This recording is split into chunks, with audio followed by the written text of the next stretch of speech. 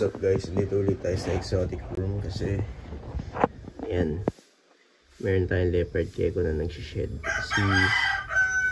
Ay nako, iingin ng mga manok naman. Ayan, nagsished si Pongkan. Kaso di masyadong kita dahil sa glare. Naka-glass enclosure kasi siya. Buisit ng mga manok talaga, oo. Pero ayan, natanggal niya na yung sa head part niya. And yung mga leopard gecko nga pala, kinakain nila yung shed nila. Kasi para dagdag nutrients, sana walang nutrients sa kanila sa pag-shed. And then para wala ding maiwang traces sa kanila kasi sa wild is prey animals sila, no? Yung kapitbahay namin nag-video ako na. Sumabay pa yung manok na nag-iingay.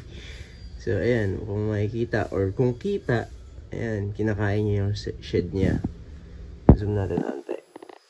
Ayan, kinakain niya yung shed niya. See? Ayan, kasi pag kinain nila yan, walang may iwan na traces.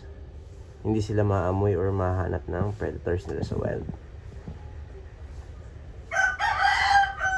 So mukhang ayaw talaga tayong pag-videohin ng buisit na manok, no?